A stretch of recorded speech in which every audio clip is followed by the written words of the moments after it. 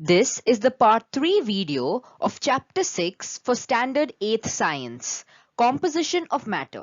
If you haven't watched the first two parts, please click on the link in the description box below. Hey, this video was made just for you. Don't forget to like, share and subscribe. So let us continue with the chapter. Do you know water is a compound? Pure water is a compound formed by chemical combination of the elements hydrogen and oxygen. If you know, the chemical formula for water is two atoms of hydrogen combined with one atom of oxygen, H2O. So this is the chemical formula of water and it is a compound. Whatever may be the source of water, the proportion of its constituent elements, oxygen and hydrogen, by weight is always 8:1. So, no matter from wherever you obtain water, the water will always contain two atoms of hydrogen and one atom of oxygen. And by weight, oxygen is more heavier than hydrogen. Therefore, when you weigh both the atoms within a water molecule, oxygen and hydrogen, by weight, the ratio will be 8:1. Hydrogen is an inflammable gas, while oxygen gas supports combustion. So, hydrogen, when the gas is present in its isolated form, that is not when it is in water, when it is just H2 gas, then it is inflammable, means it easily catches fire. And oxygen gas supports combustion. That is, oxygen gas also, that is O2 gas, which is present in our environment, it helps in burning of fires. However, the compound water formed by the chemical combination of the gaseous elements hydrogen and oxygen is a liquid. It is neither inflammable nor does it support combustion. Now, both these elements, hydrogen and oxygen, when they combine to form water, they form a liquid. Otherwise, hydrogen and oxygen separately are gases which support combustion. But when they come together, their properties change because of the bond formation.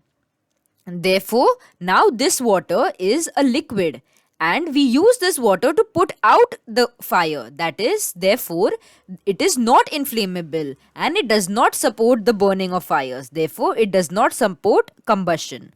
On the contrary, it helps to extinguish fire. It helps to remove and diminish the fire. The second example is milk, which is a mixture.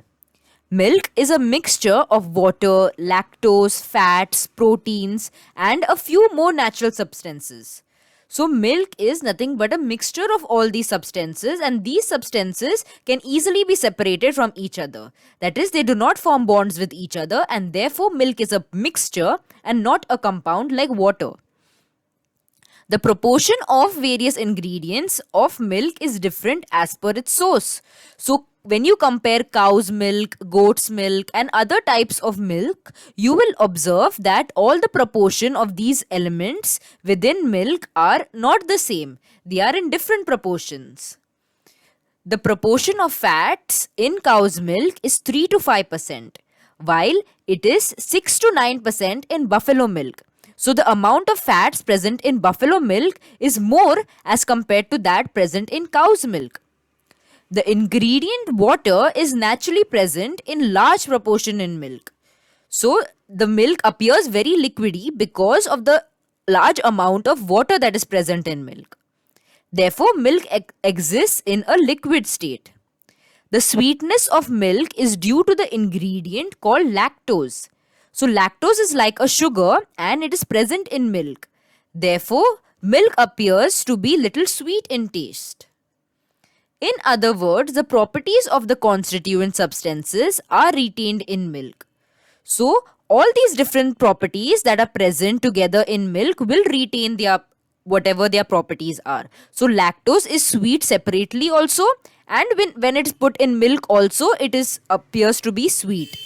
Then water is a liquid outside milk, and when it is mixed with milk or the natural quantity of milk, it appears again as liquid. Similar to fats also, fat has the same properties outside milk and within milk. So therefore, milk is a mixture and not a compound. Now let us study types of element. Try this. Take the following objects: an iron nail or sheet, a copper wire, aluminium wire and a piece of coal.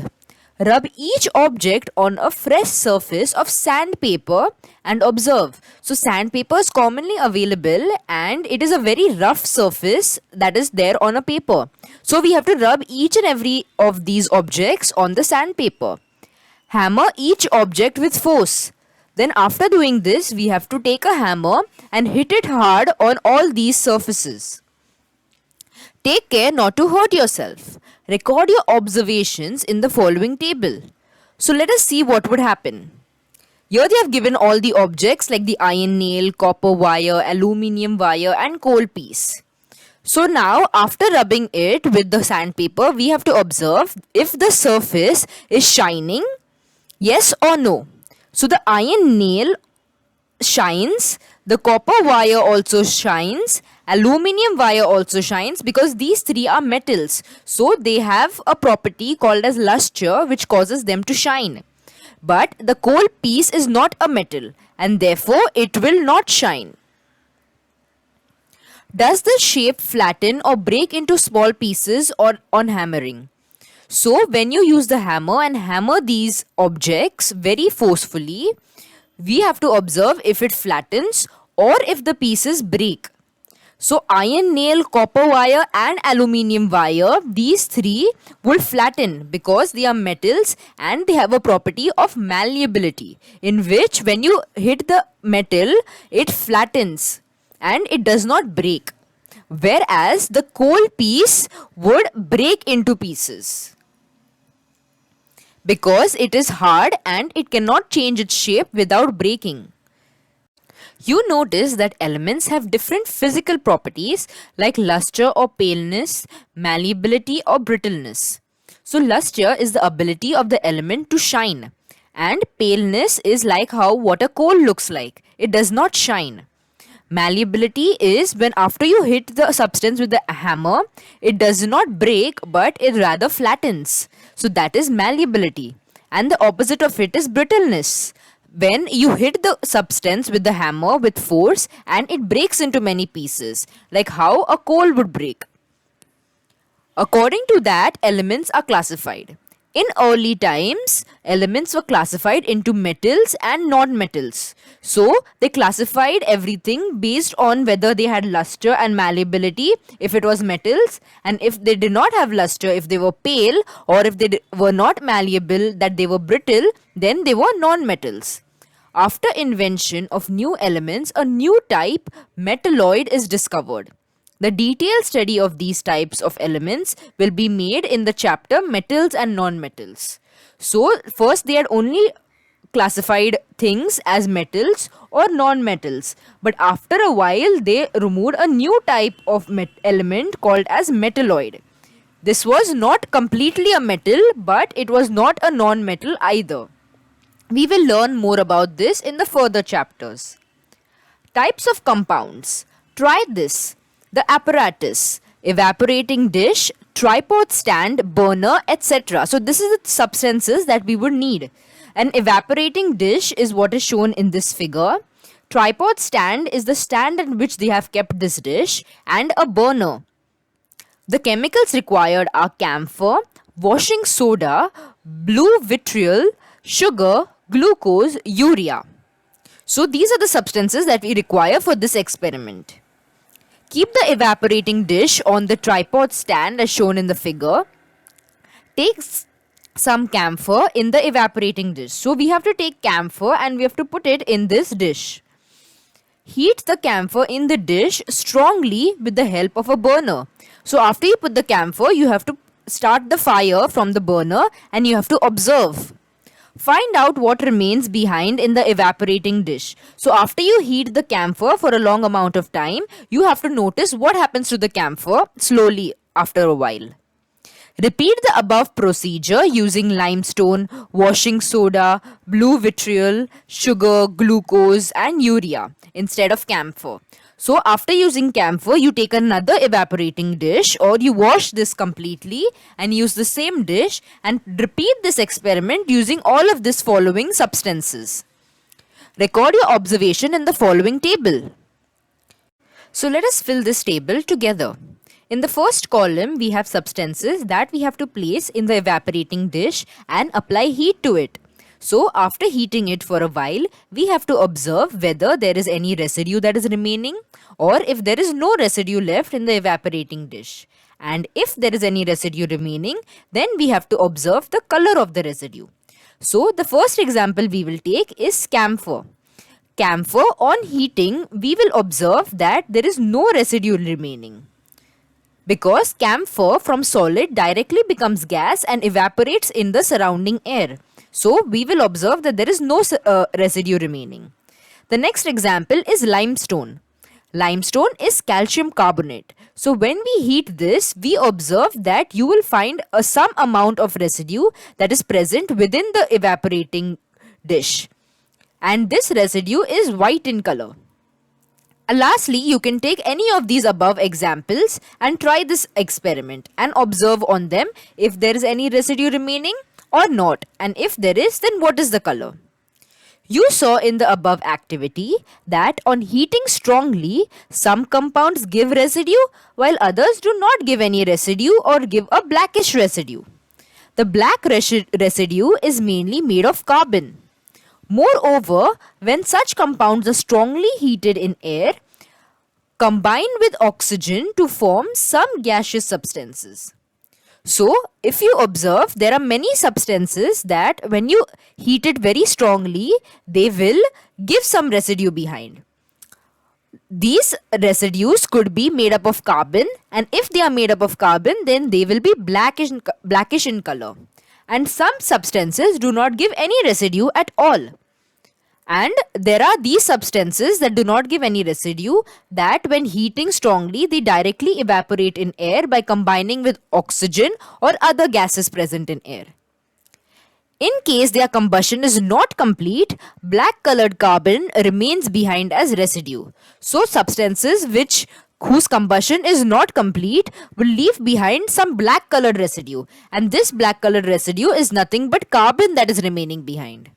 These compounds are called as organic compounds or carbon compounds. So whenever you observe the residue as black in color, and that is carbon, we know that those substances are organic compounds.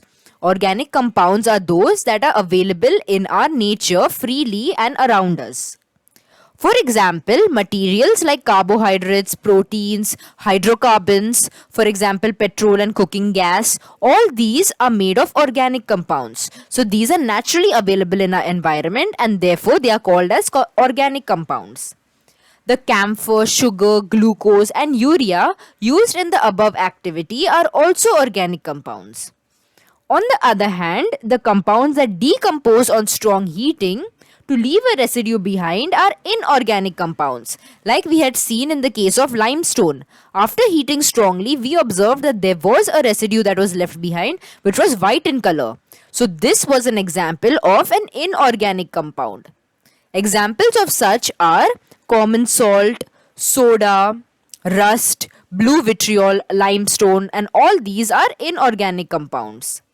In addition, there is one more type of compounds, namely complex compounds. So what are these complex compounds? The molecules of compounds have a complex structure formed by many atoms in the center of the structure. Metal atoms are also included. So these are called complex because it is mixed structure, and the structure which is formed by combination of many atoms in the center is very complicated. For example, chlorophyll that contains magnesium, hemoglobin that contains iron, and cyanocobalamin, which is vitamin B12 that contain cobalt, are some examples of complex compounds. So complex compounds are such that at the center of their structure, they contain metal atoms. So for example, chlorophyll contains magnesium, hemoglobin, which is present in our RBC, that is in our red blood cells, contains iron.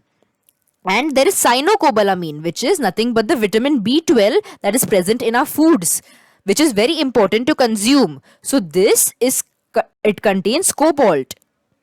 Various atoms in the molecules of compounds are joined by chemical bonds.